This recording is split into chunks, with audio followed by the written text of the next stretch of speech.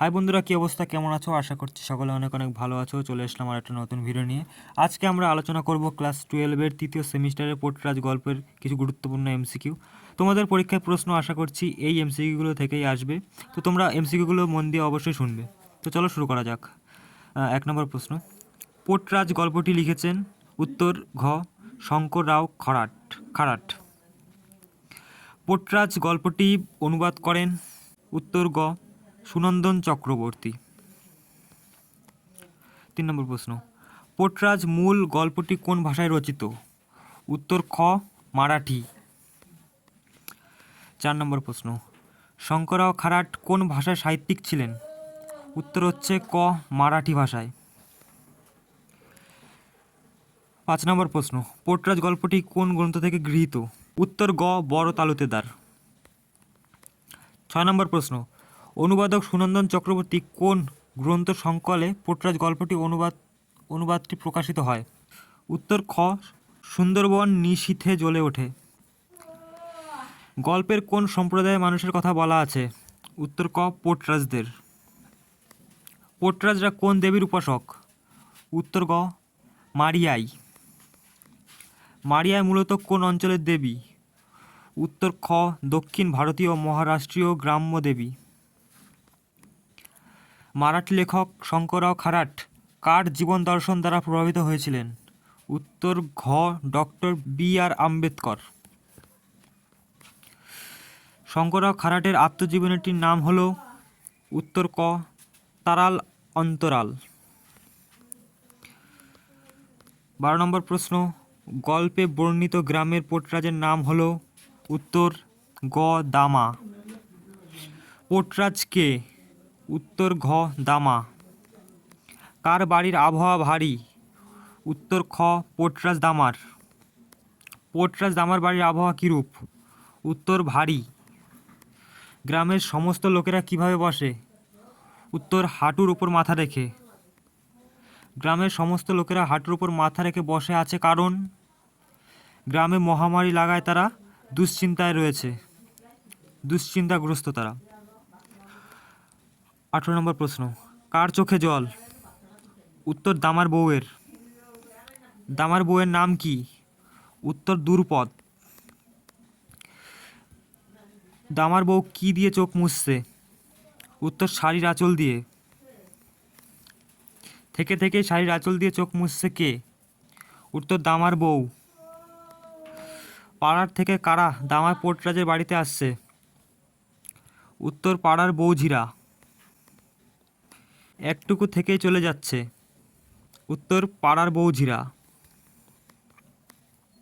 মাঝে মাঝেই কেউ না কেউ এসে দাঁড়াচ্ছে দামা পোর্টরাজের বাড়ির? উত্তর দোরে, অর্থাৎ দরজায়। লোকে এসে দুর্পথের কাছে কার কথা শুধোচ্ছে, মানে কার কথা শুনতে চাচ্ছে? উত্তর খ, পোর্টরাজের। লোকে এসে পোর্টরাজের কথা কাকে শোধোচ্ছে? উত্তর দুর্পদকে, অর্থাৎ পোর্টরাজের বউকে, দামার বউকে। এখনো প্রাণটুকু আছে খালি বাবা, বক্তাকে? বক্তা হচ্ছে দামার বউ, দুর্পদ। কার খালি প্রাণটুকু রয়েছে? উত্তর দামা পোর্টরাজের। গ্রামে প্রায় প্রত্যেক বাড়িতেই অন্তত একজন করে? উত্তর বিছানায়। গ্রামে প্রায় প্রত্যেক বাড়িতে অন্তত কজন করে বিছানায় শয্যাশায়ী? উত্তর একজন। তাও ভয় লাগে কার? উত্তর দুর্পতের, দামার জন্য। তাও ভয় লাগে, কিসের ভয়? উত্তর দেবীর প্রকোপ ও দামা পোর্টরাজের মৃত্যুর আশঙ্কাজনিত ভয়। সেও যাবে, কে যাবে? উত্তর ঘ, যার যাওয়ার সময় হবে। আর যার সময় হয়নি তার কি হবে? উত্তর ক, সে টিকে যাবে। কেউ না বলেছে, কোন কথার কেউ দ্বিমত পোষণ করেনি? উত্তর গ, মারিয়ায় যাত্রা করার কথা। এখন কিসের সময়? উত্তর খ, ঠাকুরের মুখে চাওয়ার সময়। হয়তো এবার মা ঝেঁটিয়ে নিয়ে যাবে। এই ঝেঁটি নিয়ে যাওয়ার অর্থ হলো?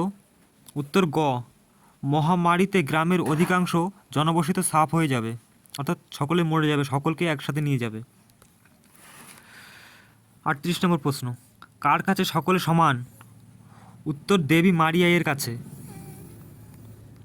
দামা পোর্টরাজের বাড়ির সামনে নিম গাছে চেঁচিয়ে ওঠে একটা, উত্তর কাক। পোর্টরাজের বাড়ির সামনে কাকটি কোন গাছে বসে চেঁচাচ্ছিল? উত্তর গ, নিম গাছে। আশঙ্কাগ্রস্ত দুর্পদ কাককে কি বলে ডেকেছিল? উত্তর বেজন্মা। বেজন্মা বলা হয়েছিল, উত্তর কাককে। কাককে বেজন্মা বলেছে, উত্তর দুর্পদ। বেজন্মা কাক চেঁচিয়ে কাকে ডাকছে বলে দুর্পথের ধারণা? উত্তর খ, অসুস্থ দামা পোর্টরাজকে। পোর্টরাজকে ডাকে রে, কে ডাকে? উত্তর কাক। তো বন্ধুরা, এই ছিল আজকের এমসিকিউ। বেশি দিলে ভিডিওটা বড় হয়ে যাবে। পরবর্তী পার্টে আমরা আরও 45টা প্রশ্ন নিয়ে আলোচনা করব। যেহেতু তোমাদের এমসিকিউ টাইপের প্রশ্ন, আশা করছি তোমাদের এখান থেকে প্রশ্ন আসবে, এবং এখানে প্রত্যেকটা লাইন ধরে ধরে খুঁটিয়ে প্রশ্ন ঘুরিয়ে ঘুরিয়ে দেওয়া হয়েছে, এবং এই রকম টাইপেরই প্রশ্ন আসবে, যেহেতু এমসিকিউ টাইপের তোমাদের প্রশ্ন এইবার পরীক্ষা আসবে। তো নেক্সট পার্টটা অবশ্যই দেখে নেবে, আমি ডিসক্রিপশানে লিঙ্ক দিয়ে দেবো। তো চলো, বাই।